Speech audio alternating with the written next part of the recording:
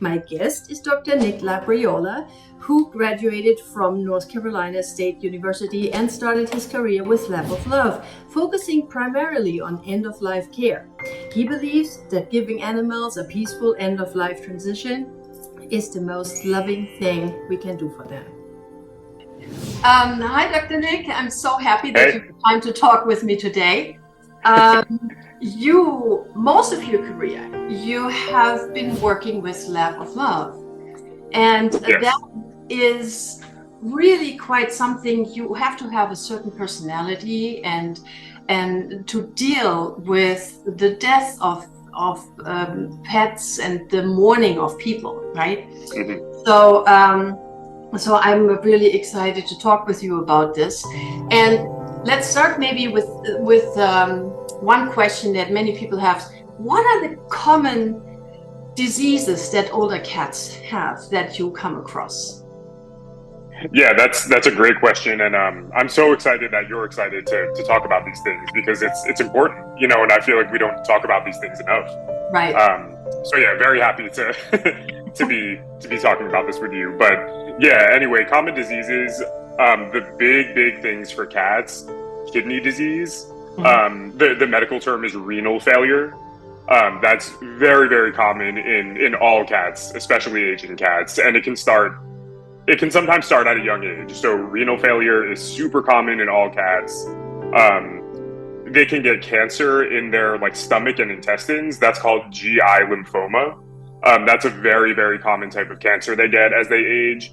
Those are the two really big ones that stick out in my mind when someone asks me about diseases of older cats. Mm-hmm. The kidney issues and the gut issues. Those are the big things. Okay, so why do you think a kidney issue is such a predominant problem in cats? Yeah, so that's the question. As veterinarians, we're still not 100% sure.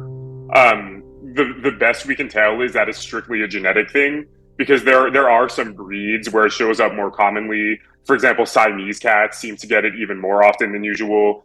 And this is a thing even in other cats, even in big cats like tigers, cougars, lions, all them, even cats beyond our domestic pet cats, we do still see it show up. So as far as we can tell, it's just a genetic thing. Yeah. Okay, so how do families know that it is time to say goodbye to their pet? Yeah, so above all else, that is that is a really big question, and everybody will tell you something different. Of course, there's a lot of opinion that goes on with that question, but for me personally, all I need to hear is that, oh, she's not herself anymore. She doesn't enjoy anything anymore. She's so sad all the time. I'm not seeing him in there. When I start hearing those things, that's when I know it's progressed to a point where it's appropriate to proceed. Because you can tell me about the medical condition all day, but as soon as you tell me that he's not himself, she's not herself, then I know something's really wrong. Right. That's true. And it is such you offer such a great service, because home I mean, I did not even know about this until recently. So I really like this. So tell me, what are the advantages? I mean, it is obvious. Give me a few advantages to do it at home rather than in a clinic or. Yeah, the big things, a couple things, just your pet is more relaxed because they're in their own environment, not scared, not anxious. They're just at home where they usually are. So there's just a lot less anxiety. Your other pets can see. So there's a lot less anxiety from your other pets because they see and they know what happened, and they're going to understand why that one pet is not there anymore. That's huge. And the lack of car rides, some pets hate the car, and you avoid all that. You don't have to put them in the car and bring them somewhere. Right. That's very good. And how do you make the pets comfortable at home to get ready? Yeah, so you mean before their appointment? Yes. So I mean in the last moments, when you're there, how do you make them comfortable? Well, So from a medical standpoint, I do give them really, really strong sedatives and pain meds before I do anything. So Hmm. as far as the actual euthanasia procedure, they don't feel that at all. They have no idea I'm even doing that. So there's that.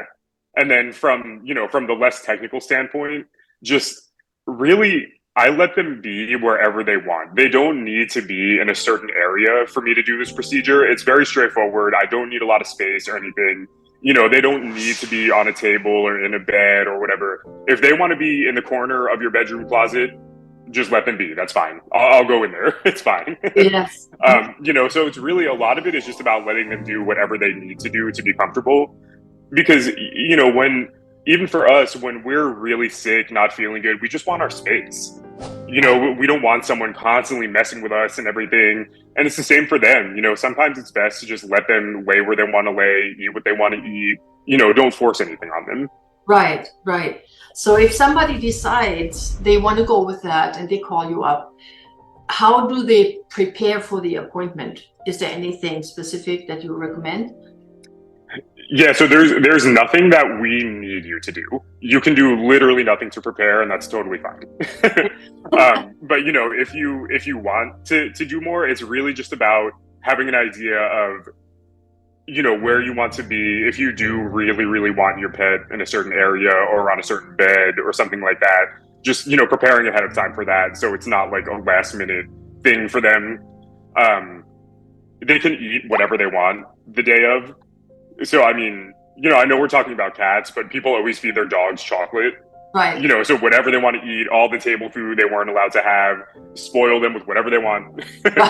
um, yeah, they can have anything, and then just knowing what you're going to do with your other animals. If your other animals aren't good with people, they can be in a separate room, and then we can let them out afterward when I'm outside or something. Just technical stuff like that. But again, there's nothing required to do beforehand. Yeah. So my last question is actually after the pet is gone. Okay, you are done with your work. Are you right away leaving? Are you kind of helping the pet parents to, I don't know, can you help them? Can you say something Yeah, to them? Yeah. yeah. So that's kind of up to them, really. Some people prefer that it's very quick, straightforward, and I'm in and out. And some people really need to sit and talk with me for a while. I mean, I've been in people's homes for like over 2 hours before. Yeah. Just talking. So it's really whatever you need. I'm fine either way. I'm happy to discuss it. Through doing hospice, through working with Lap of Love, I've become very, very comfortable with the idea of death Yeah. and death as a concept. Death is not scary to me anymore. It's not confusing to me anymore. So I'm really happy to discuss those things if someone needs that. Just to kind of calm those nerves and everything. Right. Oh, that is fantastic. See, because that's you don't get in the clinic either. You're in and out, Yes, yeah. right? I mean, there's not much there. Yeah, and that's one reason why I'm so passionate about doing it in the home, because when I was doing it in the clinic, I used to hate it. I hated this procedure. I didn't like doing it in the clinic. I always felt like I was rushing. I felt bad for the families because I felt like I was rushing them. And, all that is not a factor. Now I can spend all the time I need with them and do it exactly the way I want to do it. And yeah. Yeah, no, I think this is a fantastic service. So when people want to find you, how do they find you? Website, Instagram, Facebook, whatever. Yeah, I mean the best thing would probably be Instagram. That's the app that I'm most active on. Okay. I'm not super active on social media, but I kind of go in and out. Sometimes I really am. Sometimes I'm really not. So what's your Instagram handle? So it's just real Dr. Nick with a period after doctor. So it's real Dr. period Nick. Yeah, That's it. I put a link in the description box below the video when it's up. Cool. And the website, Lab of Love.